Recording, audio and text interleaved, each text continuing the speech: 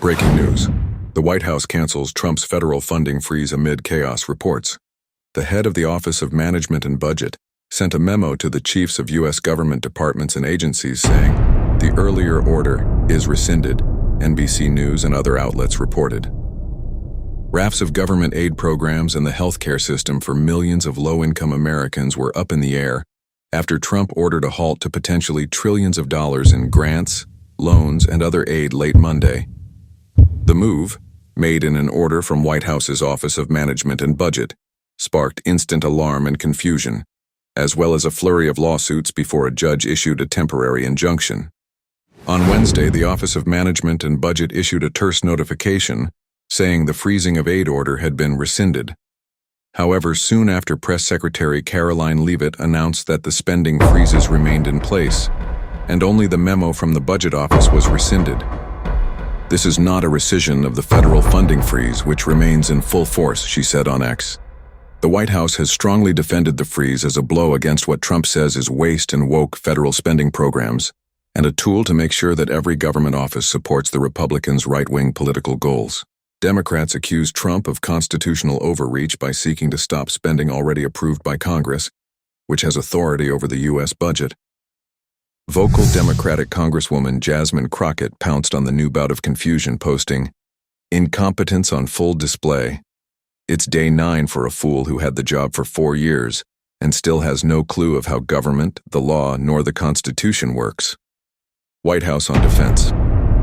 Trump was due to sign the Laken-Riley Act, a bill cracking down on migrant criminal suspects.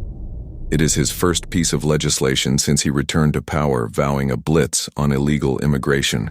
But Trump's victory lap risks being overshadowed by the confusion on his high-profile spending freeze. In her first press briefing on Tuesday, Leavitt had denied that the freeze had caused any uncertainty and defended it as part of Trump's bid to make the government good stewards of taxpayer dollars.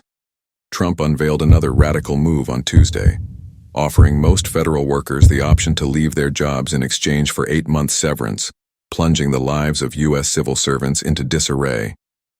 Leavitt had earlier Wednesday denied accusations of a purge of Trump's opponents over the severance plan. "Absolutely false.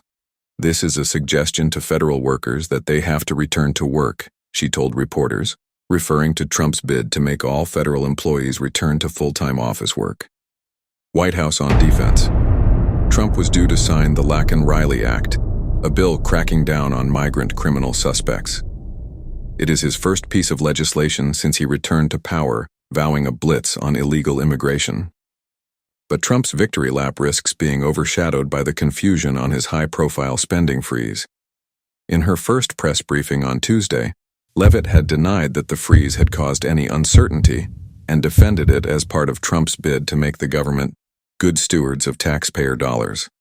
Trump unveiled another radical move on Tuesday, offering most federal workers the option to leave their jobs in exchange for 8-month severance, plunging the lives of U.S. civil servants into disarray. Leavitt had earlier Wednesday denied accusations of a purge of Trump's opponents over the severance plan. "Absolutely false. This is a suggestion to federal workers that they have to return to work," she told reporters, referring to Trump's bid to make all federal employees return to full-time office work. "If they don't, then they have the option to resign, and this administration is very generously offering to pay them for 8 months. Focus on immigration. The Laken-Riley Act, which orders the pretrial detention of undocumented migrants charged with theft and violent crimes, is named for a 22-year-old student murdered by a Venezuelan man who was wanted for shoplifting. Trump repeatedly spotlighted Riley's case during his election campaign as he railed against undocumented migrants, blaming them for poisoning the blood of the country. Jose Antonio Ibarra, 26, a Venezuelan with no papers, was convicted of murdering the nursing student in 2024 after she went missing on her morning run near the University of Georgia in Athens. Ibarra had been arrested and released twice before, including when he crossed the Mexican border in 2022. Trump has launched what his second administration is casting as a major crackdown on illegal migration, trumpeting immigration raids and arrests and deportations on military aircraft. His administration said on Wednesday it had evoked an extension of the protected status for more than 600,000 Venezuelans that had allowed them to remain in the United States. Trump has made the issue a priority on the international stage too, threatening Colombia with sanctions and massive tariffs for turning back 2 planes of deportees before Bogotá backed down. Now a looming trade war between the U.S. and Colombia appears to have been averted after the Colombian government agreed to allow U.S. military flights carrying deported migrants to land in the Andean country. The spat erupted on Sunday when President Gustavo Petro barred 2 military planes carrying Colombians deported from the U.S. from landing. The Trump administration responded by threatening to slap punitive tariffs on Colombian exports to the U.S. President Petro at first said Colombia would retaliate by imposing tariffs on U.S. goods, but the White House later announced that Colombia had agreed to accept migrants, including those arriving on U.S. military aircraft, without limitation or delay. Trump's press secretary Karoline Leavitt posted this picture on X on 24th of January, announcing that deportation flights had begun. The White House hailed the agreement with Colombia as a victory for Trump's hardline approach, after the country's 2 leaders had exchanged threats on social media on Sunday. Today's events make clear to the world that America is respected again, White House Press Secretary Karoline Leavitt wrote in a statement. She added that the tariffs and sanctions which the Trump administration had threatened to impose on Colombia, should it not comply, would be held in reserve and not signed unless Colombia fails to honor this agreement. She also said that President Donald Trump expects all other nations of the world to fully cooperate in accepting deportation of their citizens illegally present in the United States. A cornerstone of Trump's immigration policy is removing unlawful migrants from the U.S., with the promise of mass deportations. Rapid escalation. The row between Colombia's left-wing president and Trump escalated rapidly on Sunday. Petro, a keen user of social media, posted on X that he had barred U.S. planes carrying Colombian migrants from entering our territory because the U.S. can't treat Colombian migrants like criminals.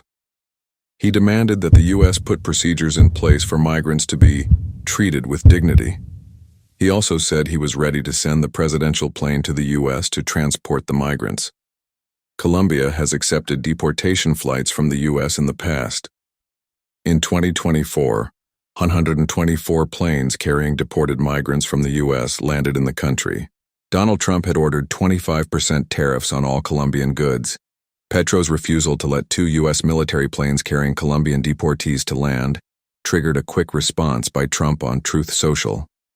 I was just informed that 2 repatriation flights from the United States, with a large number of illegal criminals, were not allowed to land in Colombia.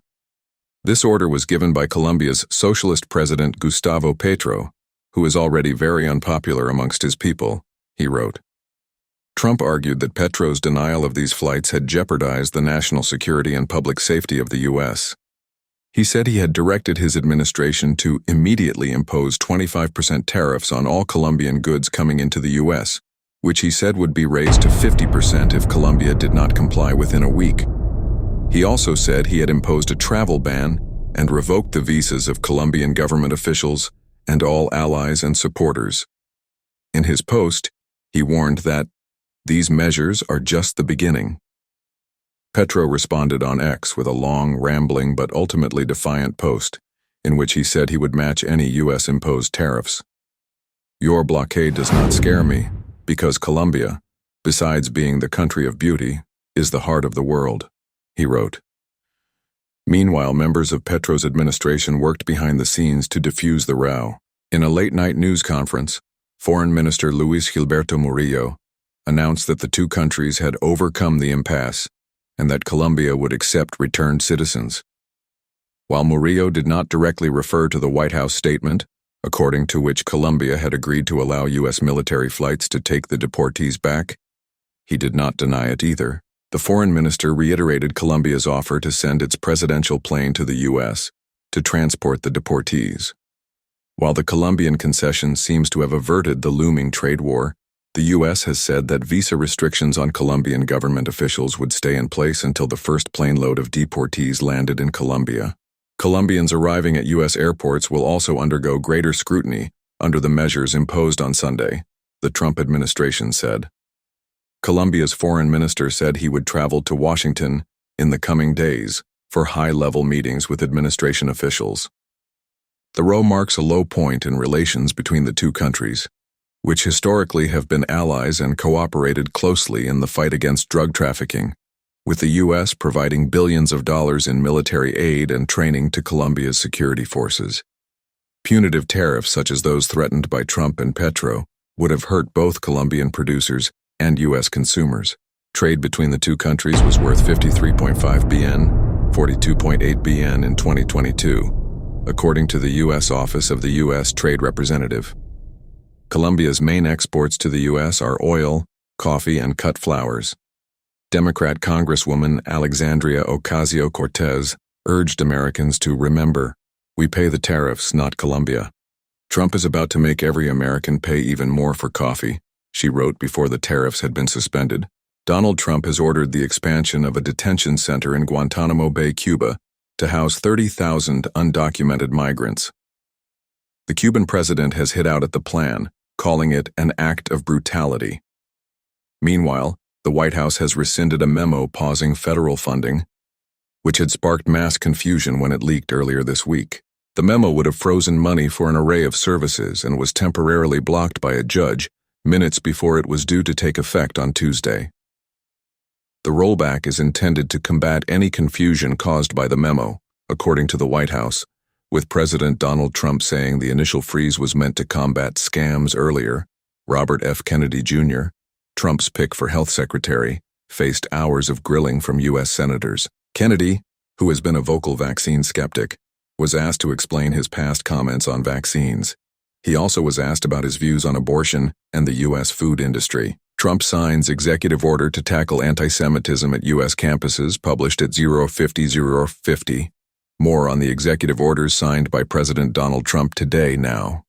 Among the orders is one that intends to combat anti-Semitism in schools and campuses in the U.S. Trump has pledged to deport non-citizen college students and others who have taken part in pro-Palestinian protests. The order says there has been an explosion of anti-Semitism on our campuses since the Hamas attack on Israel in October 2023. The order directs government officials to use all available and appropriate legal tools to prosecute, remove, or otherwise hold to account the perpetrators of unlawful anti-Semitic harassment and violence. To all the resident aliens who joined in the pro-jihadist protests, we put you on notice. Come 2025, we will find you, and we will deport you, Trump said in an accompanying White House fact sheet. I will also quickly cancel the student visas of all Hamas sympathizers on college campuses, which have been infested with radicalism like never before, the president added. Rights groups and legal experts quickly responded on Wednesday and said the order would violate free speech rights enshrined in the Constitution. It is likely to be challenged in court. The Senate has confirmed President Donald Trump's nomination of Lee Zeldin, a former Republican congressman from New York, to lead the Environmental Protection Agency. The Senate vote was 56-42, with Democrats Mark Kelly, John Fetterman, and Ruben Gallego voting with Republicans in favor of his confirmation. Trump renewed his attacks on the U.S. Central Bank, hours after officials left interest rates unchanged, despite his public calls for them to cut. In a social media post, he accused the Federal Reserve and its chairman, Jerome Powell, of mishandling the economy, saying they had failed to stop the problem they created with inflation. The Fed left key interest rate unchanged at its January meeting on Wednesday, in a range of 4.25% to 4.5%, hitting pause after a string of cuts late last year. Some economists have warned that some of those policies could put upward pressure on prices, at least in the short term, concerns Powell said were shared by some at the bank. In his post on Truth Social, the social media company that he owns, Trump promised, "I will make our country financially and otherwise powerful again." He also accused the Federal Reserve of focusing on gender ideology, green energy, and fake climate change, instead of the issue of inflation. Do you think Donald Trump will make America great, or? Drop your comments and don't fail to subscribe to my channel and make sure you like our video.